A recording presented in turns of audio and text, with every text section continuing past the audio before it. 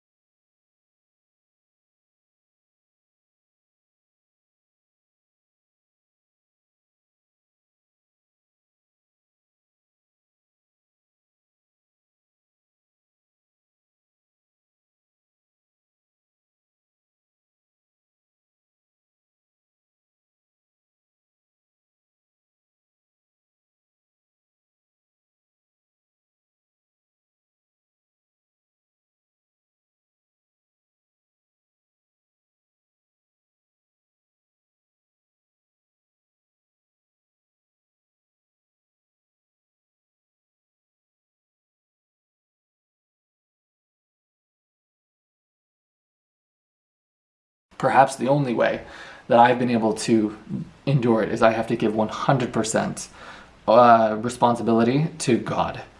Otherwise, I wouldn't be here today. My life has been saved on countless occasions because of the big man upstairs. So that's my personal food for thought. But however you want to however you can conceptualize God, because I am the furthest thing from interest in any institution, institution, house of worship. I'm the furthest person against those things. I don't feel the need, and I can encourage you guys, you don't need to seek salvation outside of yourself. When you put the problem, put the blame, put everything on you, this is my fault, but you know what? What's to come is my fault too. You will find God here. You are part of that very divinity. So whatever you can conceptualize God as, God is just the highest virtue. Is you at your highest virtue, as in the highest of everything, the highest character, highest integrity, the least amount of sin, the everything. It's the peak virtue. Does that make sense? So if whatever helps you conceptualize universe, divine intelligence, source, your highest self, right? So when you think about who your lower self is, that's the person on the frequency of shame, of guilt, of anger. You at your highest self, that's enlightenment. And then if in the book Power versus Force, your God view will be self. And then right below that, at joy, gratitude, peace, your God view is it's all one. It's the soul of the world like they describe in The Alchemist. So understand that. Fuck, my teeth hurt. But where does that come from? To tie it all back. Emotional control. Let these other motherfuckers do their games, do their schemes, do their toxic manipulation and gaslighting. God will take care of them. You don't have to do anything. And to finish my thought, what gave me the strength to continue to move forward was my complete and utter faith in God, because I knew this. I knew I was trying my best, and I did everything I could, including applying for other jobs every single day, using all my sick days and vacation days to either test at other jobs or to interview at other jobs. I knew I was doing everything I possibly could to liberate myself. So I enacted the quote, I'm going to trust like it's on God, but I'm going to work like it's on me. So when you have that beautiful intention, which anyone affiliated with this university, it's freedom. It all distills down to you want to be free. You want to be free financially, relationally, spiritually with God, physically. Look at yourself in the mirror, just ecstatic with how you feel, the vitality, the energy, the sexiness, the whole gambit, right? The freedom and the ability to retire your mother, to go travel any day of the week, to wake up tomorrow and be able to do whatever the fuck you want to do. That's freedom. And that's what everybody yearns for, is to escape the rat life, a life of perpetual debt, slavery, misery, depression, scarcity, lack, paycheck to paycheck, and not survive anymore, but thrive, right? Live in that state of harmony, how life and God intended for life to be lived. That's what we all yearn for at the end of the day. And the way that you're going to get there is by doing that, is the good intentionality, setting those good intentions, putting in the work, as in trying your best, and then letting go of how. The how and when we forfeit to God, right? This is what I want. I'm going to let you know, God, I want to be free. And I know you can make me free you can liberate me at any time, right? And I'm going to work as hard as I can to free myself. So you put in all the work, you surrender the how and when, and then you'll find your success is inevitable. It's not if, it's when. Because you will make it and persevere and try and fail and try again until you break through, until you make it, until you escape the rat life, until you're free. But when I say the quote of rat life, it starts with belief. You have to believe that freedom is possible. You have to believe that you will be liberated, because you're going to work until you have to have that resolve. I'm going to I'm going to die trying for my freedom. That's the price I was willing to pay. I said, God, I would rather not play this video game of life anymore if this is to be my forever. I said, I would rather fucking die than this be my perpetual reality. And so that was the resolve that I had to escape my rat life. And I think when you prove to God you're consistent with what you say and what you do, right? You're consistent with your actions and what you say you want. God, universe, the fates, quote from Jim Rohn, they will all hold a conference and conspire, and all warily agree. We best step aside, for we are powerless against this kind of resolve. And you have to be that man in the arena. You have to be the Edmond Dantes who says, life is a storm, my young friend. You will bask in the sunlight one moment, be shattered on the rocks the next. What makes you a man is what you do when that storm comes. You must look into that storm and shout as you did in Rome, do your worst, for I will do mine. And the fates will know you as we know you, as Albert the man. You have to be that guy. You have to be the guy that looks at circumstance, conditions, and the events of life and says, do your fucking worst. Because I love the quote that if he be with us, who can stand against us, right? If I try and I refuse to give up, I will make it. I will escape. I will be free, right? Or die in noble fucking attempt. And I love that from Spartacus. We will live free or die trying. Because what is the alternative, right? My worst case scenario is everyone else's fucking game plan. Slavery for 40 years, a lifetime of slavery for the scraps, while my dreams, ambitions, freedom is forfeit. I would rather put me in the fucking ground than go down that road. But that's other people's game plan. Their game plan is to slave away for 40 years and then settle for the scraps of life, 5 years of retirement, dead. What fucking life is that? I would rather risk it all in the pursuit of freedom than settle because of fear. And they'll spin a story, they'll rationalize and justify why they didn't really want this, they didn't really want to be free, they didn't want to travel the world, they didn't want to, live life on their own terms. No. They're communicating their fucking cowardice to try. They were too much of a pussy to go for it. They feared failure, humiliation from their peers, looking less than. They feared all of that, and they let fear of failure stand.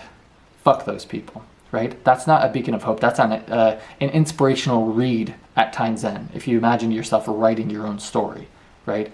That's not a fucking story that they want to read. They can't even look at themselves in the mirror and smile. They have to make sense of it somehow, so they live in that learned state of helplessness. And if you're a man watching this, you will embody and enact in real time the quote, most men lead quiet lives of desperation.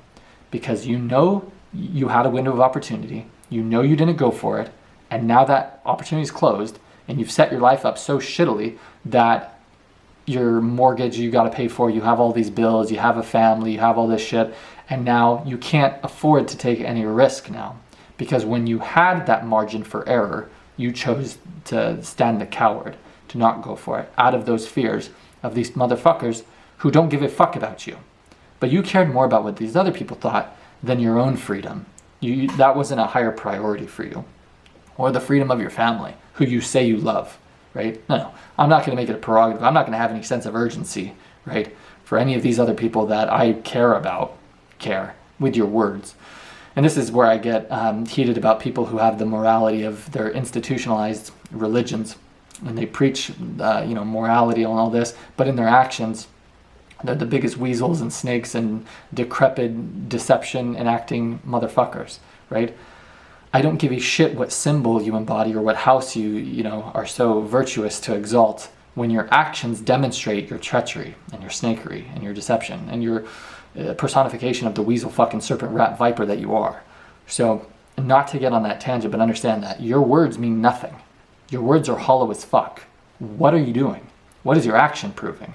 Are you trying? If you're not failing, you're not trying. If you're not going for it, you're standing the coward. If you're enacting neglect, you're neglecting to remember all these people that you could otherwise be helping and improving, right? Your neglect, they are the casualty. Because the quote from Tony Robbins, life is not about what you get, it's about who you become in the process and what you're able to now give only now that you've become more. So if you choose not to become more, you're consciously choosing not to be able to give more value, more freedom, more resource, and more fucking everything to these other people that you otherwise could be giving to, could have given to. Does any of that make sense? Courage. Courage is the theme. That's the motif. Courage to be that man in the arena for your team, especially if you're a young man watching this. Who the fuck do you think they're looking to lead? You. This is on you, not anybody else. This is on you. Okay. Humiliation by the maintaining of your composure. They'll when you have emotional control and stoicism, the other people, they will literally, by juxtaposition, by contrast, they'll look like the fucking idiot that they are. Just by you being stoic, being controlled. Everyone will see this person literally throwing a fucking tantrum. So, excuse me. You don't have to do anything to humiliate these snakes. Just be emotionally controlled, right? Just be stoic. Just understand this. I want to break the imposter syndrome with you. When you see all of your managers, superiors, all these people in these, the courtiership of the rat life and higher positions of authority during these tantrums, you thinking, oh, I guess this is just the way it works at this level, right? No. These are children throwing tantrums who don't have the capacity to tolerate stress because they've never been through actual adversity or hardship in the arena of life. And so all of their problems are fucking made up. And it's hilarious to see. It's like if you've ever played a video game and these are the nerds who play the game on campaign mode, where they go through and it's the same mechanics and it's the same everything and it's easy. It's not PvP. It's not player versus player. There's no fucking skill involved in what they're doing. But because they've never been into the arena, they've never played against other players where you actually have to react and there's skill involved, right? And there's, I was going to say adrenaline, if you're really into it.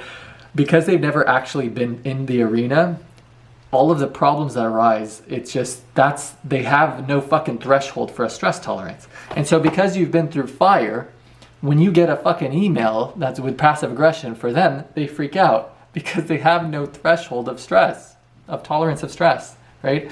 So it's all, I want you to know this, it's not in your head. When you see these faggots project emotionally on you, right? When you didn't do anything.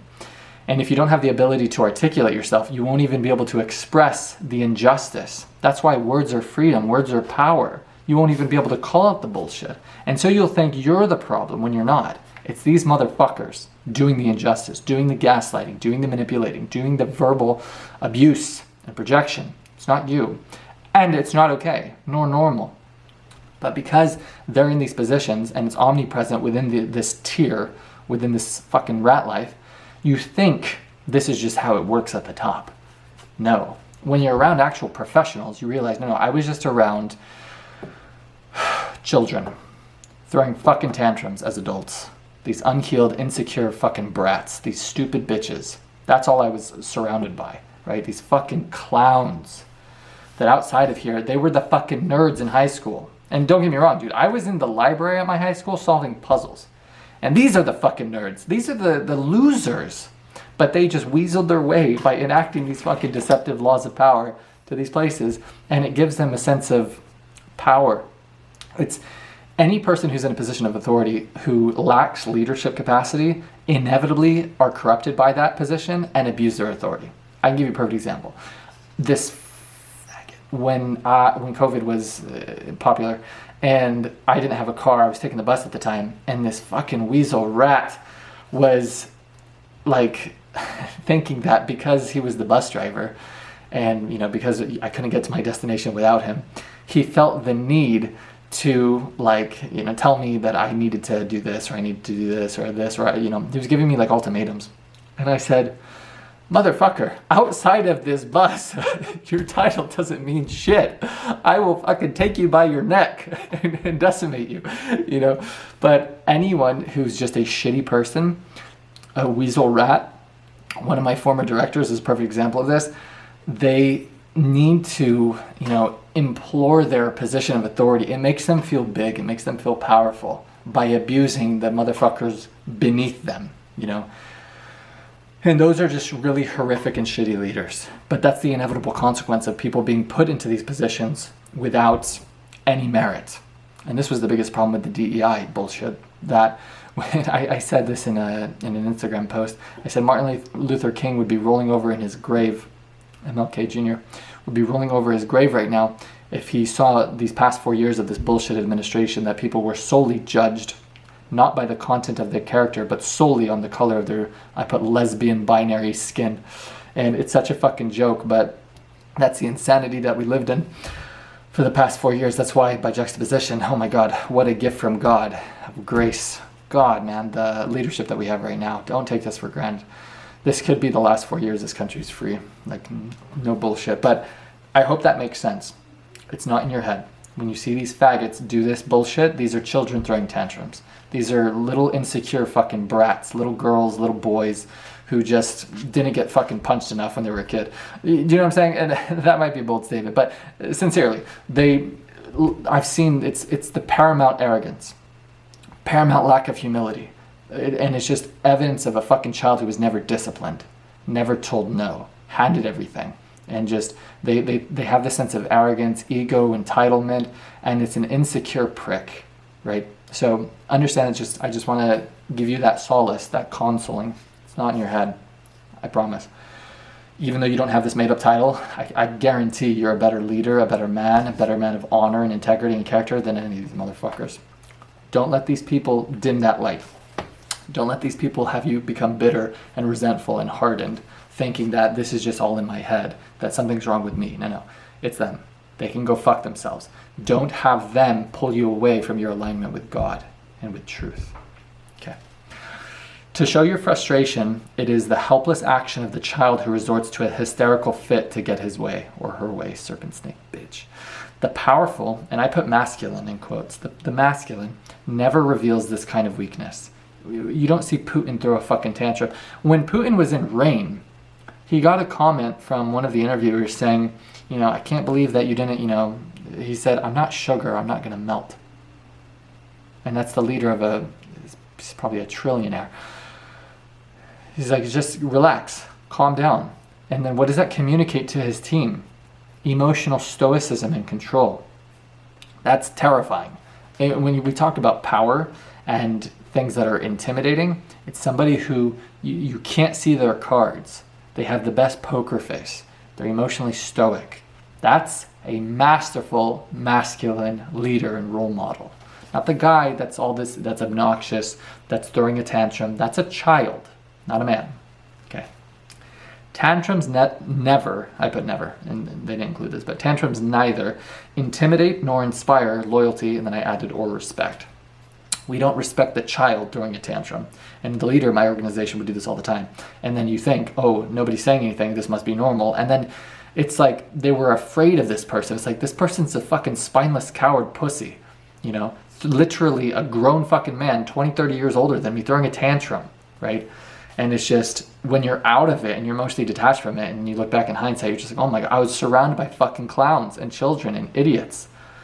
It's healing. It's so healing, because there's anyone who's living the rat life, who you're enduring anything I'm discussing, you're in a state of helplessness and you feel that despair because it's all bullshit, but there's nothing you can do about it because you're in this position of subservience to these people who literally can utilize bullying and intimidation tactics to threaten you with your livelihood, with your job. So unless you've gone the route of entrepreneurship, unless you've discovered how resourceful you are, unless you are in a state of abundance, understanding that you, as a form of creation, you will always be provided for, always. You've survived 100% of your worst day. You are worthy of provision. You are worthy of, I saw a great quote, I put it in my notes on my phone. It said, you are on the kingdom payroll. If you're a child of God, if you're following with God, you will be provided for. If God has given you the vision and planted that vision within your heart to go for something, whether that's a business or leaving your job, going to a different country, I promise you'll be provided for. He wouldn't, I saw another quote, he said, the same God who gave you that vision in your heart for that business will give you the clients. And he's going to reward your courage. He's going to reward you taking that leap of faith. You think you're taking a leap of faith and then jumping to your death, not understanding that when you jump, there's going to be a fucking feather bed of a net that alchemizes, right? As a reward for your courage. So understand that. Understand that. It's all about courage, man. That's what all of this is. The ones who throw the tantrums, they're cowards. They're pussies. They're not leaders. They only expose, I put this, their inability to lead. And they're communicating to the world, I don't have the ability to tolerate stress. I am unfit for my position of authority, right? That's why it's so defeating. That's why you feel that despair. Because you're like, this is bullshit, but there's nothing I can say. But then now I get my train of thought back. When you discover how resourceful you are by pursuing entrepreneurship or just having that greatest faith with God, you'll have the courage to call out the bullshit when you see it. And I stayed quiet because I believed it wasn't my place as this executive assistant when my managers and administrators wouldn't, speak up. But it got to the point where I couldn't tolerate the abuse anymore for me personally, because it was between me not wanting to live anymore or me calling it out.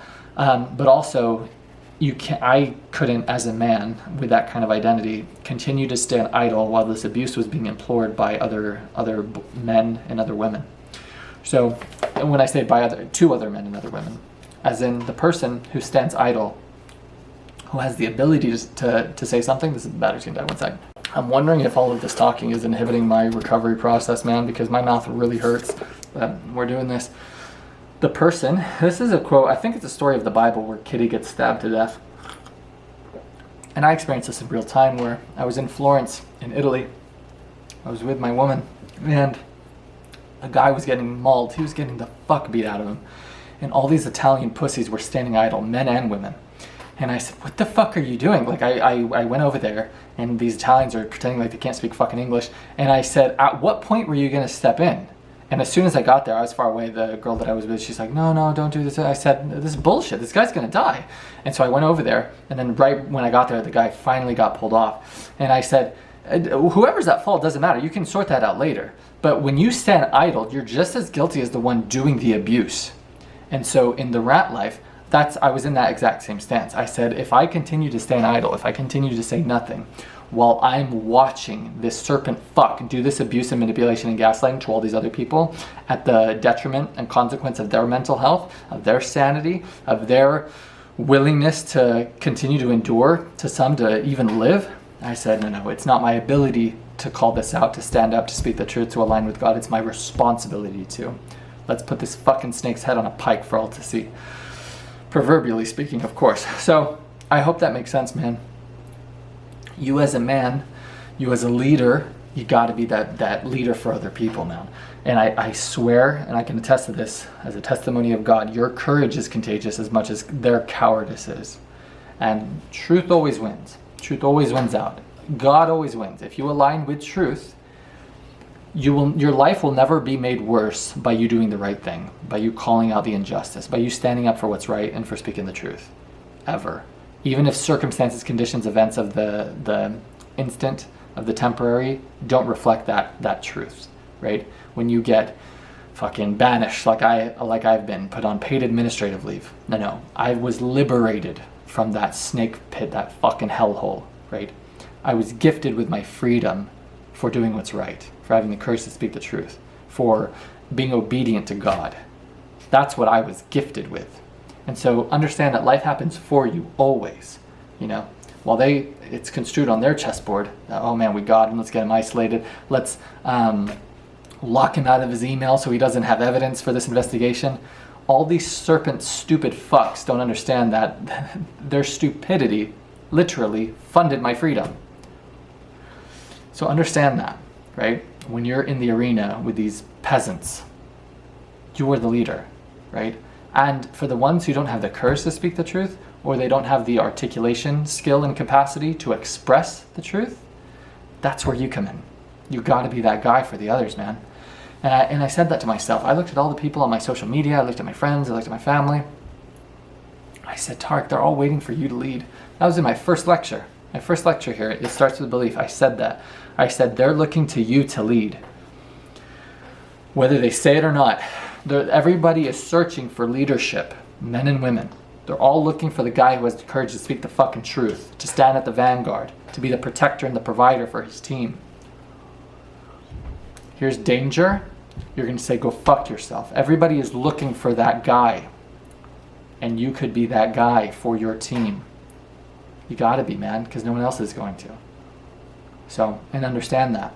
If you don't become the leader, everyone you know is going to look for leadership and direction and guidance elsewhere.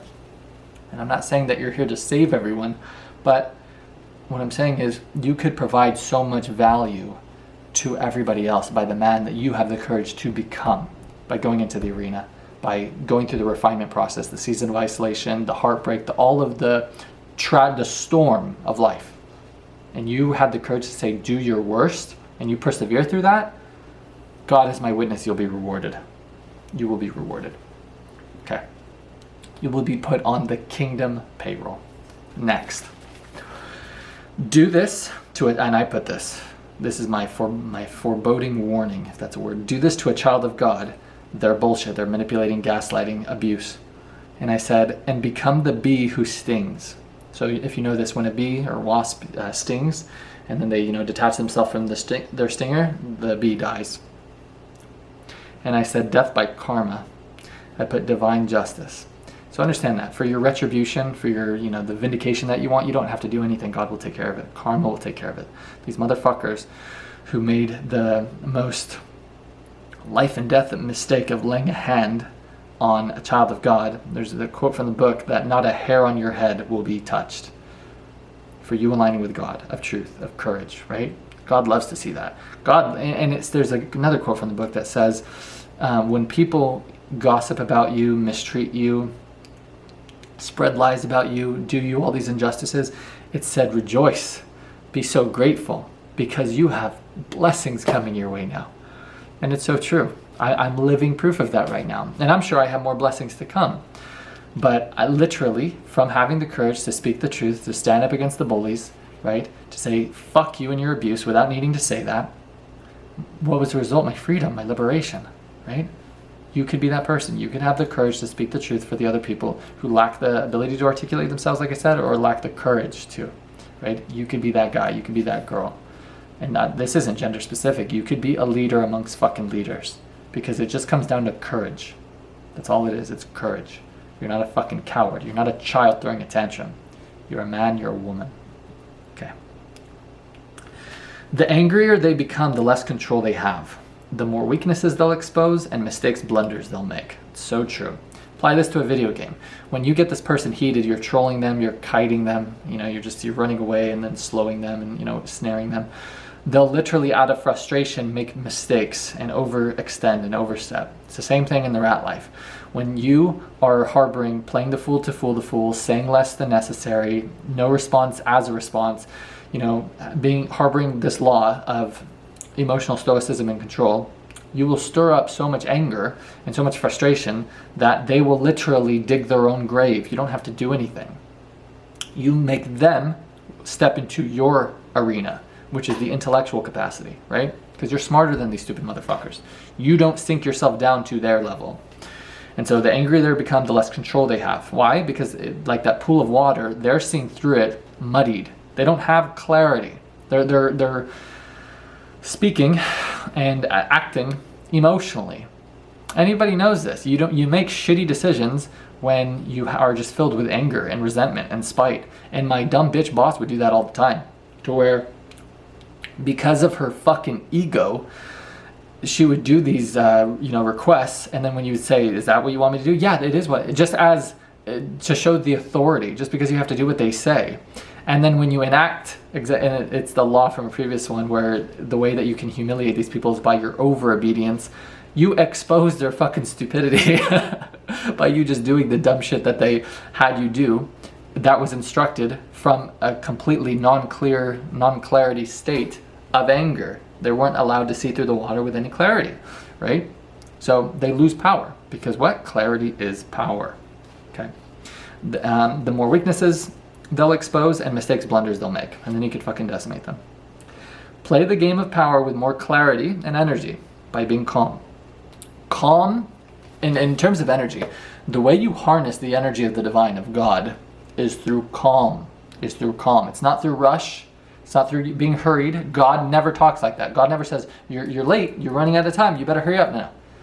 If you want energy, like the energy of this lecture, when I'm in flow state, it's because I'm literally in the flow, in the energy of God.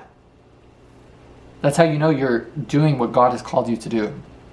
If something is giving you energy. If something's taken away from your energy, you're not in alignment. But when you're going about your day, calm down, relax, be controlled, right? And you'll find you have so much more energy and vitality. The one who's always rushed, the one's always in a hurry, what they are? They're always tired. They're always out of breath. They're always sleep deprived. They're always all this, garbage. Why? Because they're not harnessing the energy of calm, of peace, of clarity. If you want to be plugged in to God's fucking Energizer Bunny battery, if anybody's ever taken psychedelics watching this, you know this to be true. Mushrooms or ecstasy, it doesn't activate unless you let go, unless you relax, unless you're calm, unless you're at peace. If you're fidgeting, if you're fighting it, the chemical literally can't release in your body. It's the exact same thing. That's how God works.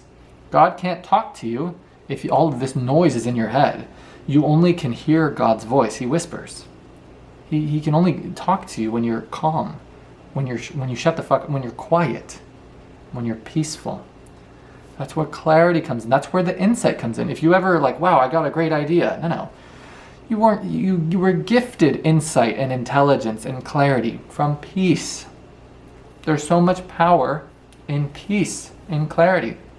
I go on Instagram now, on social media, and I see these people at these bars and at these parties and at these clubs, and I just say, I don't give a fuck about any of that. You know? You know what ecstasy is to me today? Peace and quiet. That's the party, dude. Peace. That's the ecstasy. Not the screams and hollers and hangovers and shouting and screaming and, you know, sleep deprivation and pulling these all-nighters and feeling like shit the next day. No. Fuck all that. Leave that distraction bullshit to other people. Divine harmony, divine energy, divine clarity, divine peace. My God. You can see it with people too. You ever watch a podcast where someone just seems so fucking peaceful? You are craving that feeling. That's why you don't want the car or the trophy wife or the piece of paper with dead presidents on. You want that feeling. The guy who looks like he's rolling. He looks like he's on an ecstasy trip right now. You're just like, I want to feel like that. That's from peace. That's from no worries, Hakuna Matata, right? That's the emotion is what we're after, not the thing, right? We want the feeling we think the thing is going to give us. It's an important anchor when you think about the goals that you want. No, I don't want the pieces of paper. I want to feel free. I want that level of ecstasy, that peace of mind. I want the omission of all this stress and anxiety and worry and concern so I can spend the life doing what I actually want to do, what I find passion in. Okay. Holy shit, I'm glad we're almost done because my mouth is fucking killing me. And I have like one Advil left. Woo! Does any of that make sense? Peace. Clarity. Play the game of power with more clarity and energy. Do not overreact. Weakness. You're a leader. Do not overreact. Emotional control and stoicism. You ensnare yourself in your enemy's traps. Provocation by gaslighting. They're trying to get the fucking reaction out of you, and that's their ammo. That's the fuel to their fire to try to attack you with. You ensnare yourself in your enemy's traps, provocation by gaslighting and manipulation / bullying and harassment. And this is why we're perspicacious. We stand guard at the doorway of our mind. We're not oblivious to the bullshit that they're doing, but we're not reacting. We're not overreacting. We're not showing them our cards. Let them show their cards, no problem. Show me your cards. That's fine. And then keep your head while they're losing theirs. Let them fucking run themselves into the ground. Let them decimate themselves. You don't have to do anything. Just be calm. Just sharpen your skill of emotional control and stoicism.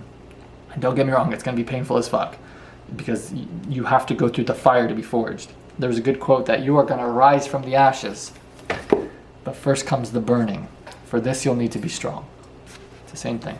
When you're at the other end of people's abuse and bullying and harassment and manipulation, and you know it's bullshit and you know you're undeserving of it, it fucking sucks to tolerate it, to endure it. And because you know there's nothing you can do, there's nothing you can say, you're going to lose your job if you call this bullshit out. It's a required assignment. It is forging you. It is pure. It's refining you. You're going through the fire right now. You're developing strength. They're giving you so many gifts indirectly. And I'd say this to God. I'd say, because I'm always trying to look for the positive. How did this happen for me? And I say, I fucking hate what this serpent bitch is doing. But gosh darn it, I'm getting so much strength and perseverance and will and a deeper belief. And I'm just getting stronger and I'm having more resilience and I'm having more emotional stoicism cultivated. So I say, okay, all of these things are positives happening for me, but I fucking hate this, right? And that's okay. It's okay to bitch and moan, but be cognizant of how these are all gifts, which is very hard to do in real time. That's how you know you're on a pretty good, you're further along in your journey of personal development, is when the bullshit is happening and you're as quickly as possible taking circumstance and condition and converting it into, what is this trying to teach me? Where is this trying to guide me? What am I supposed to learn from this? That's why the iteration process is so important. So when something happens, rather than saying, fuck this, well, how is this, or why is this happening to me? Woe is me. That's the victim default software. You got to rewrite the programming. You got to say, okay, where is this? Why do I need to go through this? What's this trying to teach me? What behaviors did I change as a result of this? And that's how the whole game switches. When I would get rejected, job after job after job after job, it would give me so much fucking anger and so much fuel. It was infinite fuel to where I alchemized all of this, I galvanized it, I transmuted it, and then I took all of this fuel and I put it into this.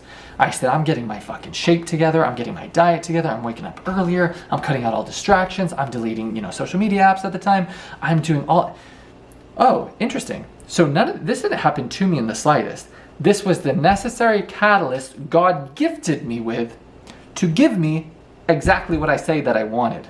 I said, I want this. God says, no problem. I got to give you some motivation. I got to give you the proper fuel for the journey to get you here, right? I know you're not going to do anything. Let me force a little bit of urgency. Let me put some fuel in the fucking tank. Let me light a fire underneath that booty of yours for you to get to fucking work. So the heartbreak, perhaps, the depression, you getting fired, you getting placed on paid administrative leave, whatever the fuck. What was the result of my consistency with YouTube, right? Was me being liberated and gifted my freedom.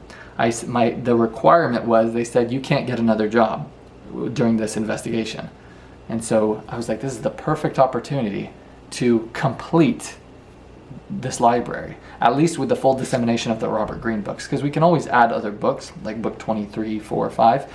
I said, but disseminating all the 48 laws of power, disseminating all the 24 techniques of seduction, the 33 strategies of war, the 18 laws of human nature, when I have complete and full autonomy of time,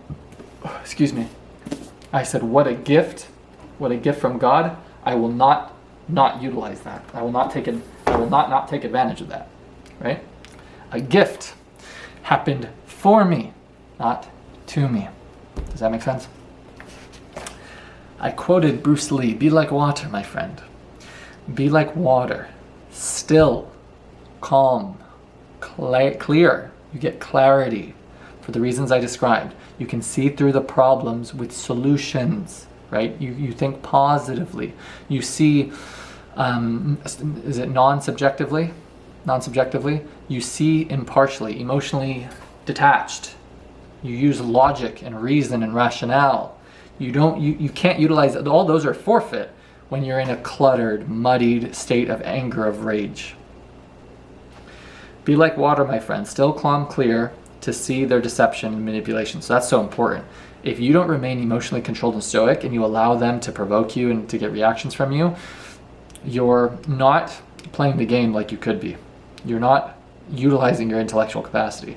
Because if you were a good student within this university, you wouldn't be oblivious to any of this. You would just be taking a mental note. You would be what we described in a prior law, the serpent with a long memory. But you're not. You're John Wick. You don't seek out confrontation or problems, but you're just taking a mental note, right? You're just letting them make their blunders, letting them do their, maneuvers and harassments. And then when it's time for you to have the opportunity, you fucking decimate them.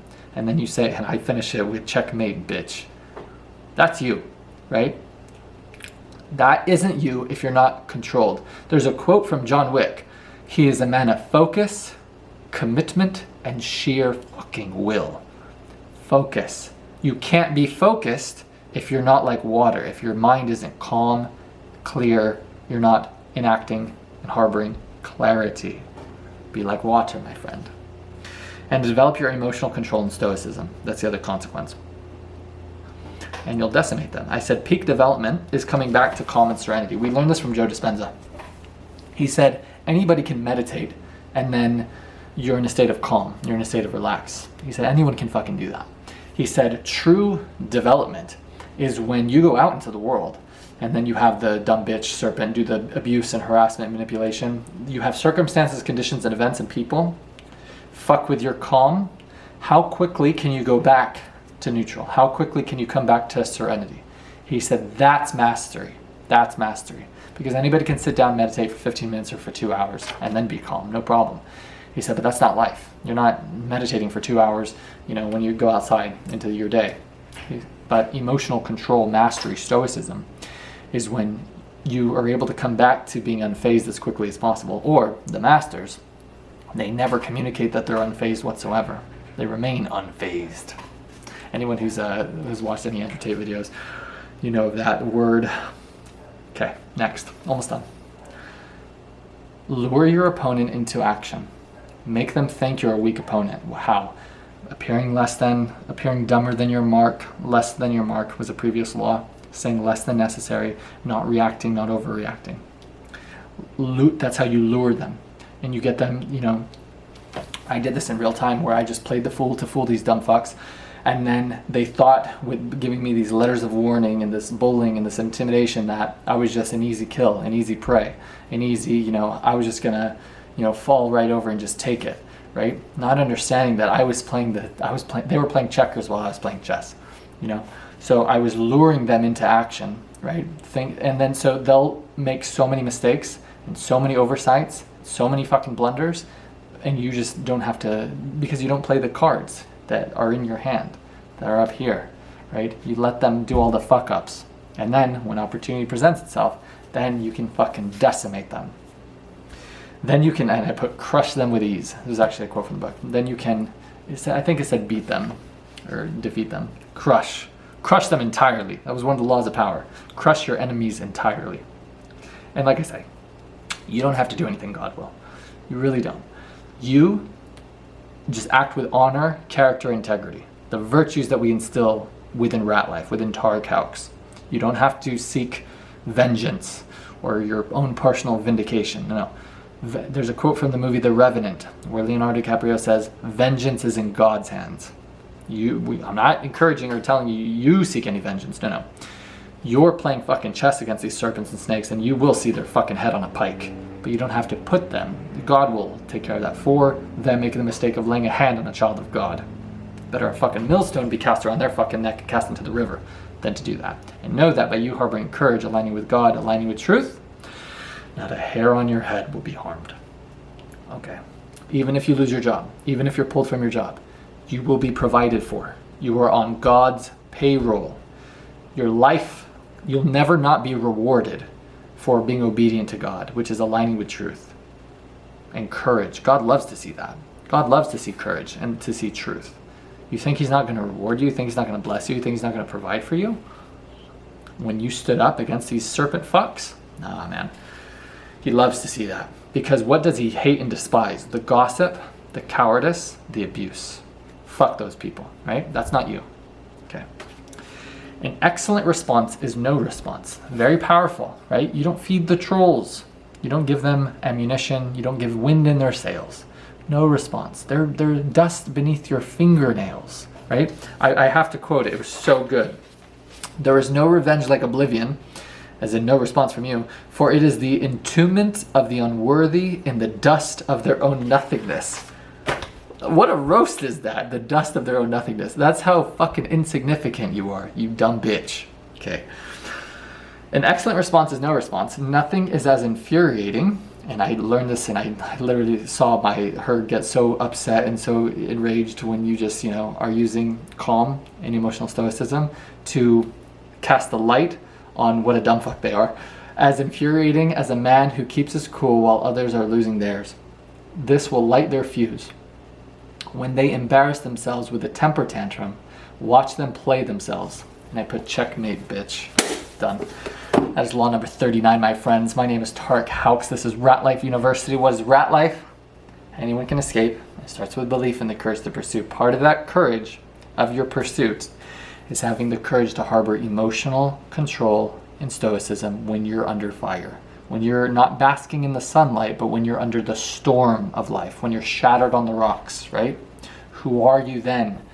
Quote from Greg Plitt is, your character isn't fucking tested when everything is going well in your life. When you have great relationships, you're getting laid all the time, you've got plenty of money in the bank account, you're not injured, 10 hours of sleep. He said, anyone can have positivity, motivation, be inspired then. He said, who are you at your worst?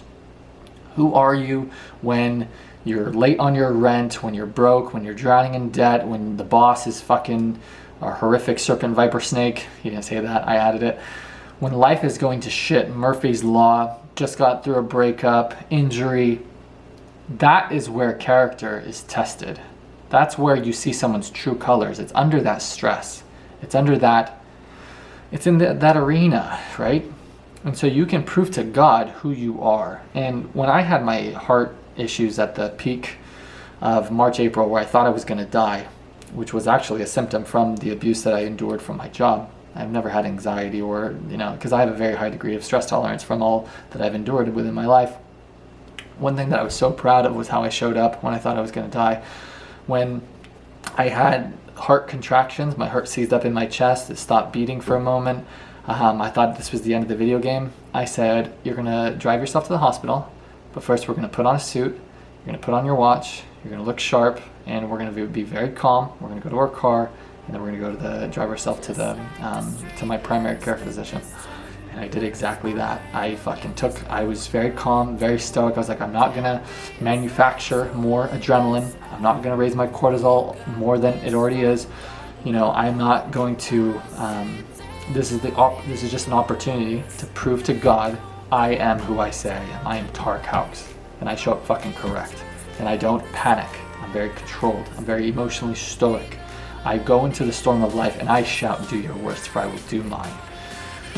And with that, the fates will know you as we know you as Tarek Hawks, the man. And with that is law number 39. I hope you enjoyed. We're all going to make it. I'll see you tomorrow for law number 40. See you guys.